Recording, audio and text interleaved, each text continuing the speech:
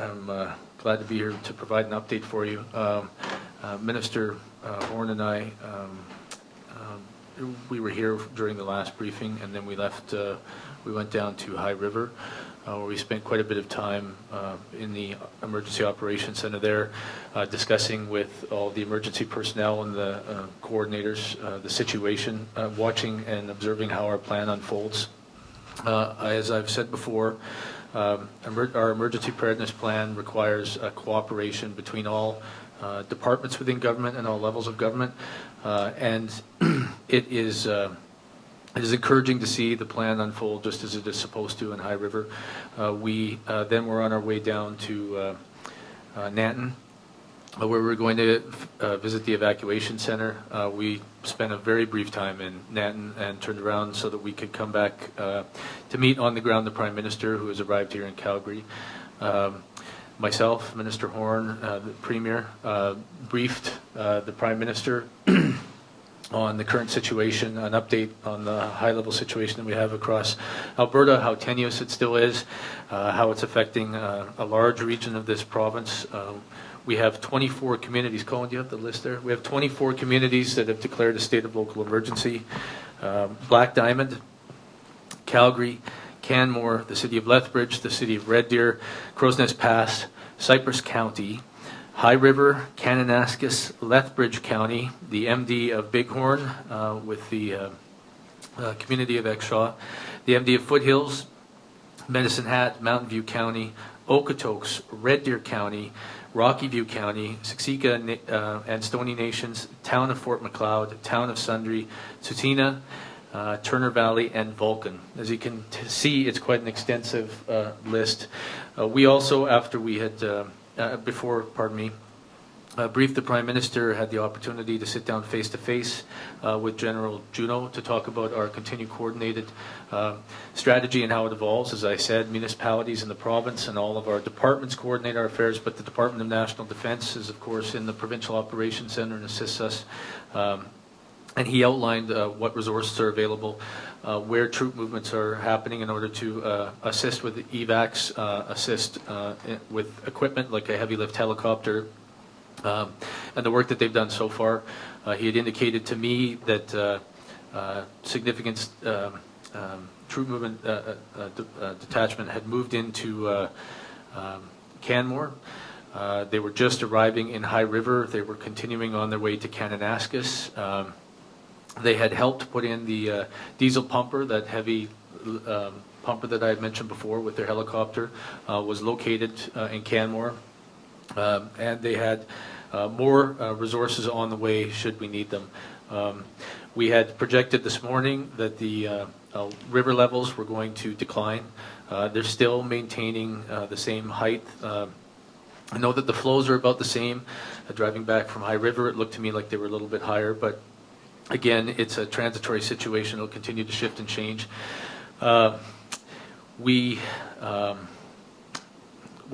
all very encouraged by the phone calls that we've received from our political colleagues, from people across Canada. I've had a lot of calls from private sector companies and industry offering heavy equipment, offering volunteer services, whatever we need.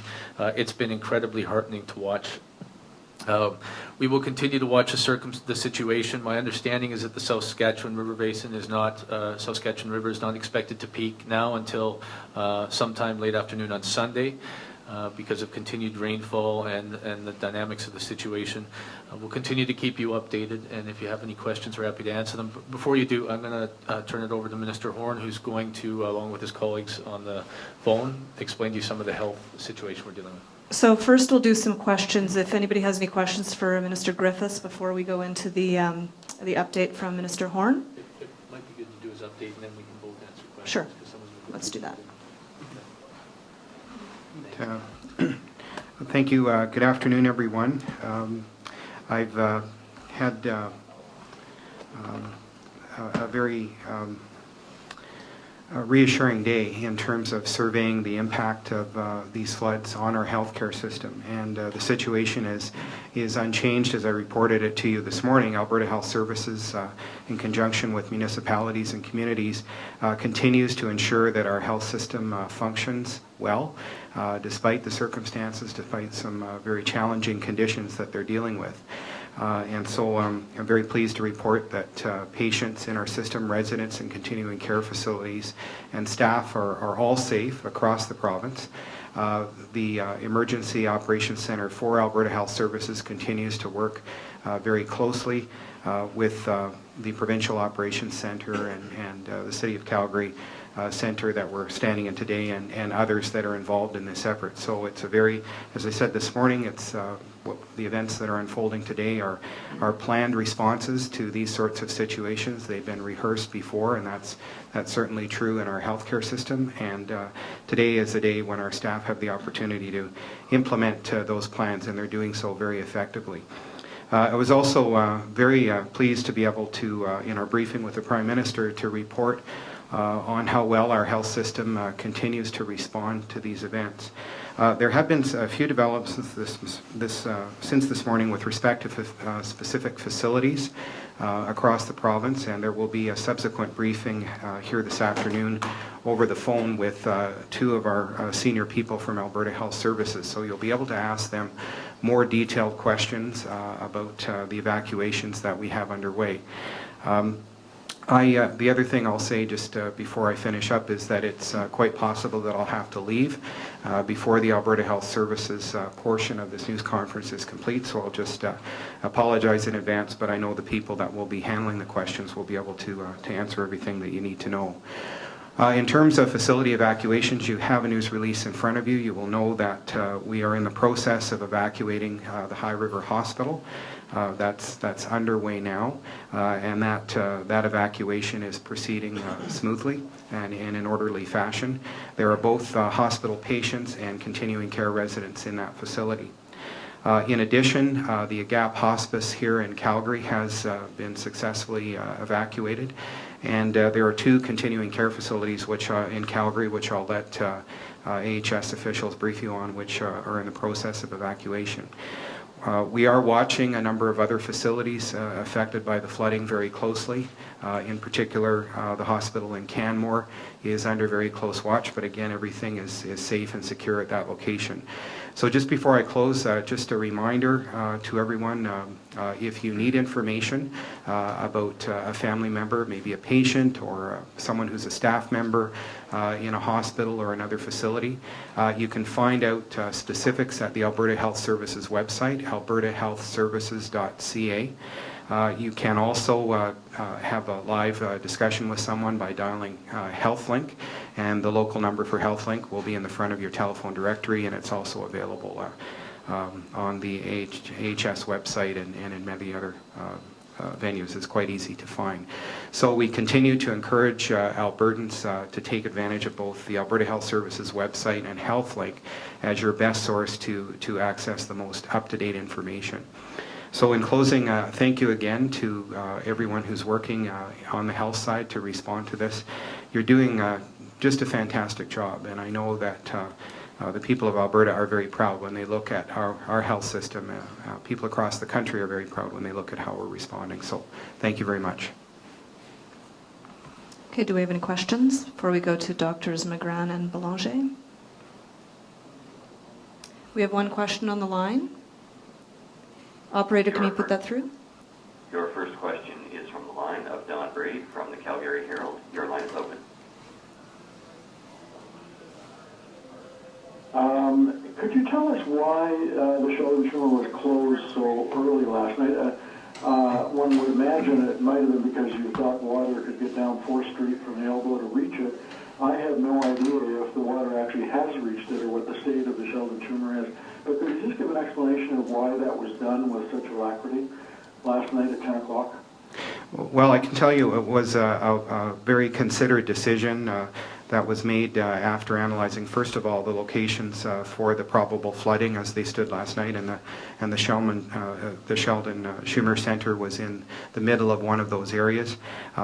Consideration also had to be given for appropriate notice for patients coming in for appointments and family members and staff.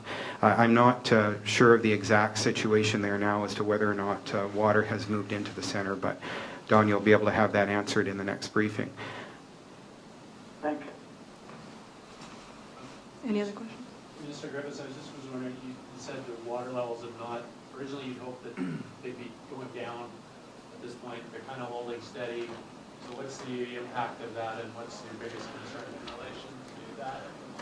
Well, right now, we're talking about several different rivers. So some of them have gone down and have started to, we've seen a bit of a receding. And yeah, I guess we have quite a breakdown here because there are so many different basins and creeks, but they haven't all gone down. They're pretty much holding steady, several of them. It means that we're getting consistent flow. The flooding damage that has been done. It's not expanding yet. But the concern, of course, is that should we get another storm, should the cloud rotate again and come through and produce more rain, should we be in a situation where some of our upstream dams need to release water, it's a risk that downstream, of course, and managing that. So until we start to see some significant recessions in all of them, we're staying on high alert. We're staying at a level 4 at the Provincial Operations Center so that we can continue to monitor it and be prepared and continue with the anticipation and the alerts to the public on evacuation notices, where they should locate, when they should locate there, where they find information. They can continue to go to Alberta Alert or utilize, you guys have been providing some fantastic information to the public for us in the print media and the radio and on television so that they can continue to monitor that. And I encourage everyone and anyone out there, given the transitional nature of this, should circumstances change and anyone be advised to evacuate or to relocate in some place, or be advised even not to come back into their community or their neighborhood, please listen to the authorities. This is about your safety. Our job is to keep you safe, but we need your cooperation in following the guidelines that we have to make sure that nobody endangers themselves. Sorry. How are you distributing resources when you have so many communities in need of rescue operations? Yeah, well, first, it's great to see that, and I think I mentioned this last night, a lot of communities have, it started off, a lot of communities have reciprocal agreements with neighboring communities, so they share resources and they backfill with each other. But then, of course, as this expands, our resources get taxed more and more. We haven't been overburdened yet, although with 24 state of local emergencies, it's getting about to the point where our municipalities are bearing what they can bear. And I hope that they don't have to bear any more. Our partnerships, we've been offered assistance and cooperation from the province of Saskatchewan, from Manitoba, I understand, who know the sort of situation we're in. And I mean, in Manitoba and Saskatchewan, they're not strangers to drought too, or flooding too. Complete opposite of what I meant. They're not strangers to flooding too, so they understand the situation. Have offered resources, and again, our partnership on our collaborative response with the military means that they have mobilized resources. Quite frankly, beyond our expectations and anticipation of anything that may happen, and it's been wonderful. As those become more taxed, how do you decide where to deploy resources? Well, it's municipalities still that deploy the resources. Our job at the Provincial Operations Center is to make sure that we help backfill and coordinate those resources. So when a municipality calls and says that they're getting taxed on the availability of police officers or ambulances or fire and emergency response or backhoes and caterpillars or whatever else that they may need, we help find them for them and bring them in. So far, we haven't reached any of that situation, quite frankly, in having other jurisdictions, because right to the north, we're still in a fine situation. So we've had offers of assistance. I mean, everyone saw the pictures of 100 Edmonton police officers rolling into town to provide assistance. This has been remarkable. So we haven't reached that point yet. As we do, we continue to call on more resources, and we continue to get them from every place we've asked. So thankfully, we haven't reached any sort of situation like that. So just one more question before we go to the doctors, please. Is there any estimate on how many people are affected in southern Alberta? Do you have the ballpark number? I haven't heard a number specifically, but I seem to recall in High River we started at 16,000, or was it Canmore? 13,000. Do you want to give an update? Yeah. Colin Lloyd, again, for those of you who don't know, is our managing director of the Alberta Emergency Management Agency and the Provincial Operations Center. He has been a rock through this and has done an exceptional job of helping to manage our emergency responders and the coordination between municipalities. So I'll let him provide some of those details. Thank you.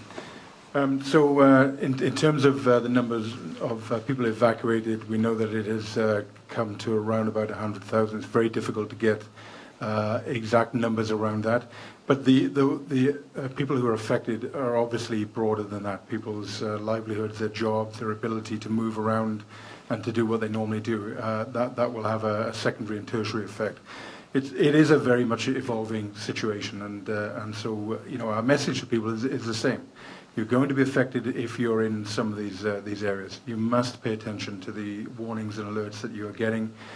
Heed the advice that you're getting. Stay safe. Stay out of some of these situations. And then obviously there are opportunities for people to assist in a whole range of different ways, and the Minister has talked about that, and there is an opportunity for volunteerism as well. Okay, thanks. Minister Horn? Just a quick question. Do you know how many military personnel in total are actually now on ground and working?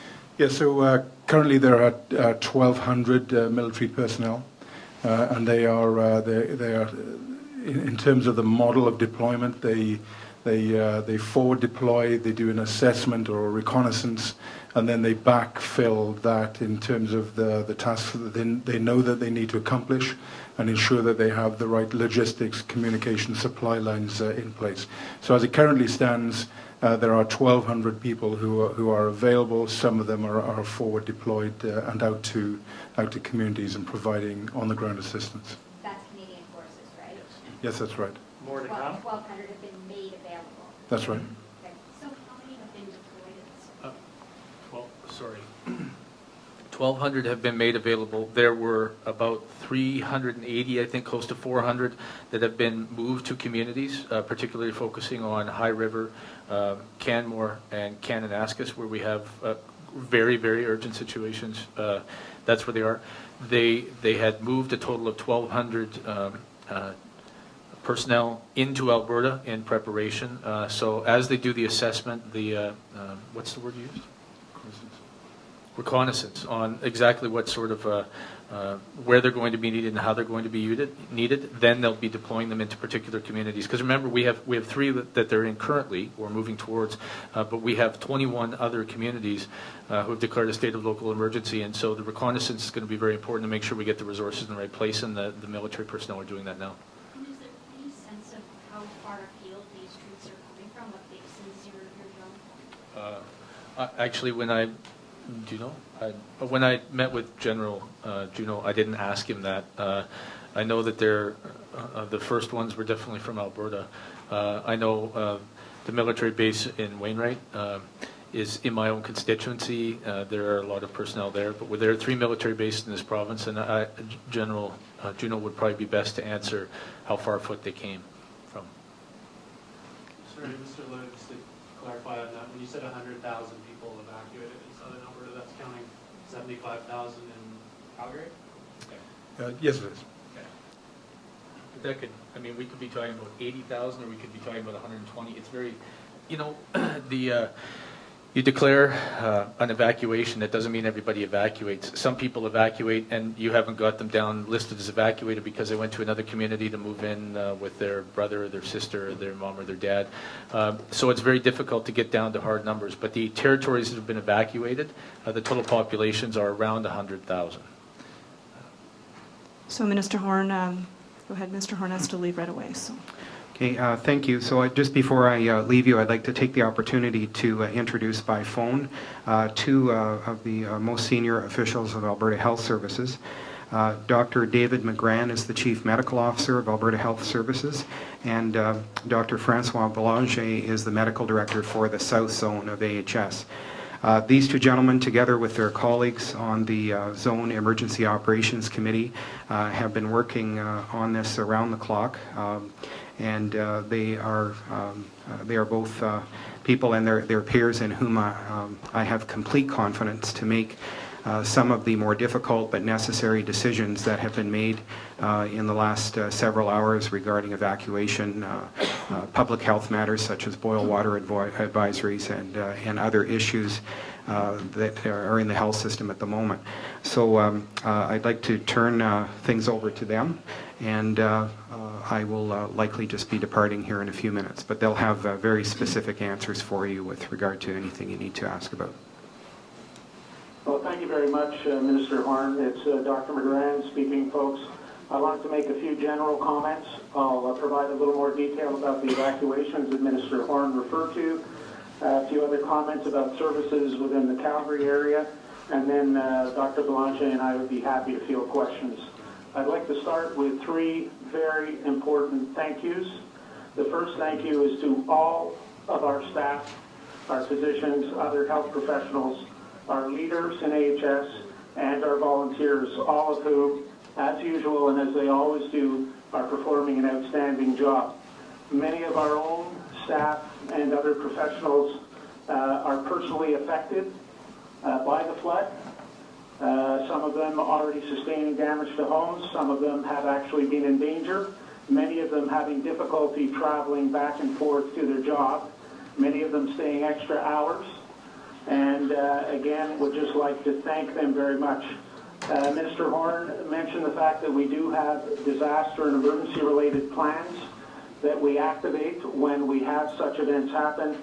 Regardless of how good those plans might be, at the end of the day, it's the staff, the physicians, the volunteers, and the other people in the healthcare professions and the other healthcare workers who make those plans successful and who make the results come to be. So a thank you to them.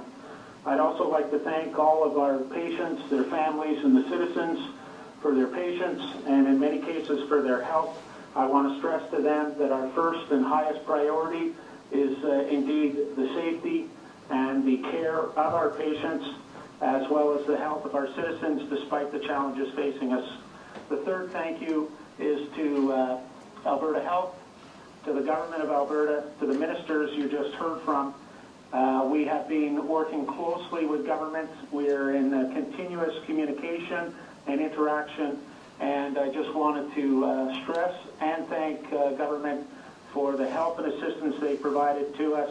When we have needed things, when we're in immediate need of things, they respond promptly and immediately and help us get what we need to carry on providing health care. So a big thank you to them as well. I wanted to spend a moment just stressing, because there are conflicting reports, that at the present time there is no boil water orders within the city of Calgary. There seems to be some confusion about that. There are no boil water orders within the city of Calgary at the present time. With respect to the evacuations, to provide a little more detail as to what Minister Horn provided, and we will field questions that you might have about it. I would just run through for you. Last evening, we evacuated residents and patients from the Sundre Hospital. There were 6 acute care patients transferred to facility in Innisfail, the hospital in Innisfail. 12 continuing care residents who were in Sundre were moved to Olds. That transfer and evacuation went quite smoothly. Earlier today, 17 patients from Agape Manor, which is a hospice in Calgary, were successfully moved. All but 2 were placed in other hospices for palliative care. The 2 remaining patients were transferred to hospital, and we will obviously continue to look for appropriate hospice space for them. that evacuation also went smoothly. As Minister Horn has indicated, the evacuation of the hospital in High River is currently underway. There are 47 acute care patients that are being evacuated. They will come to hospitals in Calgary. There are 75 continuing care patients in the High River facility, and they will also come to Calgary at least to determine where best they should be moved and cared for while the situation in High River is first of all stabilized and then corrected and remediated. That is currently underway, that evacuation. Minister Horn also mentioned that there are 2 continuing care facilities in Calgary along the Bow River that are currently undergoing evacuation. Those are the Bow View and the Bow Crest facilities. There are 169 continuing care residents in Bow View, 175 at Bow Crest. That is currently underway, and again, we will bring those patients or those residents, continuing care residents, to a safe central location, and then we will determine where best to continue to provide their care and provide a safe residence for them. Mr. Horn also mentioned that we're watching a couple of facilities very carefully and very closely. One is in Black Diamond. At present, there are 15 acute care patients there, 30 continuing care.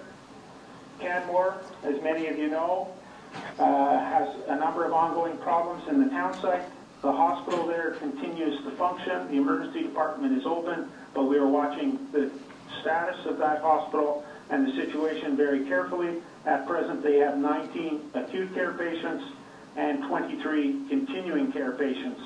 I would stress that yesterday and today, amongst the acute care patients, we removed by air patients who were sicker and in more immediate need of care. As a precaution, we moved them early.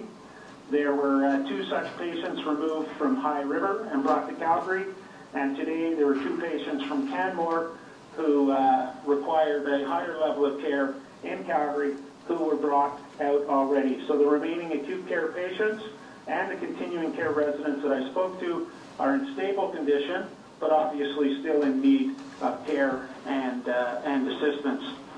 You heard that the Sheldon Schumer Urgent Care Center in Calgary closed last night. It remains closed today. We have found alternative locations for the critical services offered at Sheldon Schumer, and that has occurred today, and that information has been disseminated. All other emergency departments in the City of Calgary and our hospitals in the City of Calgary remain open. All other urgent care centers in Calgary also remain open. I think at that point I'll stop and we'll field any questions that you might have. So questions on the line, to ask a question online, please dial *1. For those in the room, I will need to repeat those on the microphone so that the doctors can hear them. Any questions from the room? Can I ask, with staffing levels, in some areas of the city is cut off, have you seen a situation where staff who maybe have worked in one hospital are working in another in the traded spaces?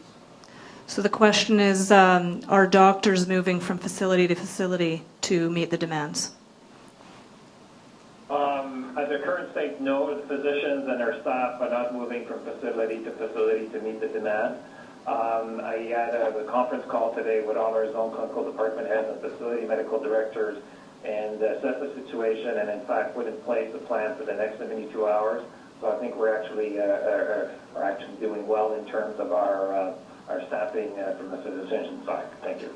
But we would stress that obviously we ensure that each location, each facility has an appropriate number of physicians and other staff, and of course we ensure that there are staff and physicians available should requirements and demands increase or change or shift suddenly.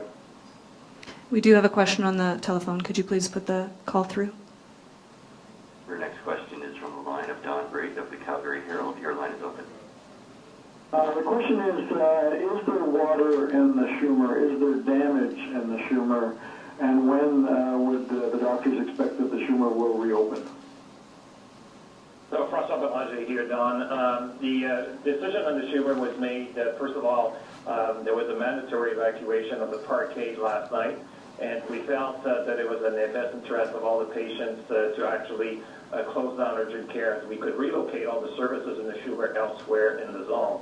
So it was a made on the basis that we expected things to get worse, which I think was the right decision. And, we will monitor the situation very closely and reopen when it is safe to do so for patients and their staff. I still would like to repeat my question. Is there water in the Schumer and damage in the Schumer, in the urgent care center itself, doctor? So as we speak, and I'm not aware that there's any water in the Schumer or in the urgent care. Thank you. And do you have an estimated ETA for reopening, or? I think, Don and Dr. McGran, that will obviously depend on what happens in downtown Calgary. I think, as you're aware, there are areas of downtown Calgary without power. I believe that includes the Schumer. And evacuation of downtown has occurred. That will all depend on what transpires with the river, with water flow and restoration of essential services. So we cannot predict that right now, but as we said, we have moved and are providing all essential Sheldon Schumer services at alternative locations. Thanks very much. We do have another question on the line. The next question is from the line of Natalie Stephenson of the Calgary Herald. Your line is open. Hi there. I was wondering if you're aware of any situations where people in flooded areas, maybe the elderly or those with disabilities, might be unable to leave their home, and if there's any plan in place to help them.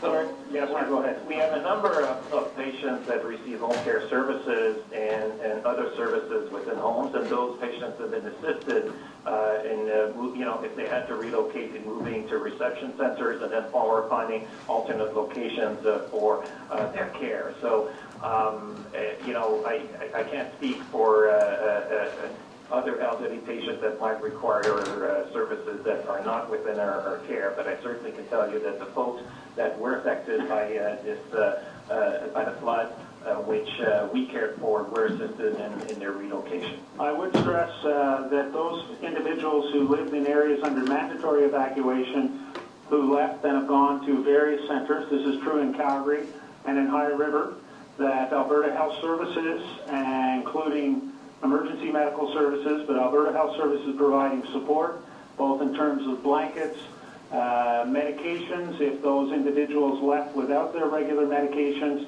and if need be medical assessment. We have our EMS folks doing frontline medical care for those individuals who require it, who have left and are in those large centers where evacuated people are being cared for, and we have physicians and other healthcare providers available should anyone require more detailed care. We have on-site coordinators and system navigators who will help people if they are missing appointments or wondering what will happen to their appointment, etc. Otherwise, we obviously rely on community and police as they go around to these areas where there's mandatory evacuation. If they were to find an individual struggling to get out of those areas, there's no doubt they've assisted them. And if those individuals require health care when they find them during that evacuation process, then they're taken somewhere to have that provided, and I believe that happened on a few occasions. So that, I hope, answers your question. It does, thank you. Do we have any other questions from the floor? Yes. We know the water is fine in Calgary, but how is it in other communities, and how many have boiled water advisories? So the question is, how many communities have boiled water advisories?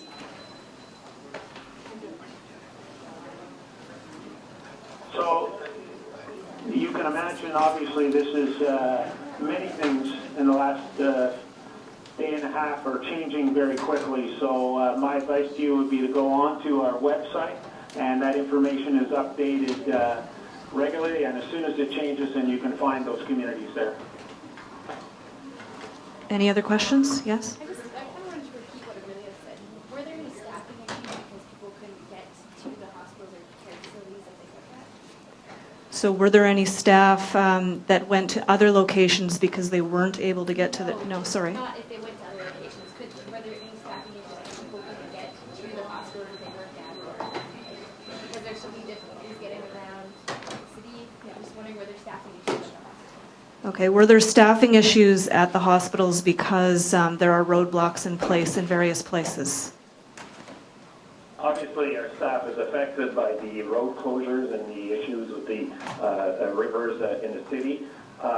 What I can tell you, though, that our staff is extremely resilient and extremely dedicated in our zone, and I found sort of all sorts of ways to get to work and provide care for the patients because they believe it's the right thing to do. And I can tell you that we are not seeing any deficits that will impact patient care in the way that staff have been redeployed. What we have tried to do, though, is if indeed a particular site is in a location where our staff can walk, some of the staff has been redeployed at that site versus crossing the city if possible. However, there are certain staff that have specialized expertise, and obviously those staff will go to the location by which they need to work at. Let me just elaborate a little bit on that, in that we're trying to provide with the most up-to-date information from the city about road closures, routes that are not particularly accessible, etc. Obviously, that changes quite quickly, both backwards and forwards. The other thing is that we have staff who's, for example, at the Sheldon Schumer, whose usual place of employment or work is not functional at this time. They're being redeployed elsewhere. I'd also like to thank the Calgary Police Service. Through the Minister's help and government's help, and in conjunction with Calgary Police Services, our staff and those staff that work in our partner organizations like Continuing Care are being permitted access when they show their identification and explain why they're trying to access a certain neighborhood or area, obviously to go to work, and their access to those locations and to their place of work is being facilitated, and we would thank Calgary Police Services very much for helping us in that regard, both getting people in and out of facility neighborhoods. Okay, I believe that's the end of the questions. Thank you, Drs. McGran and Belanger.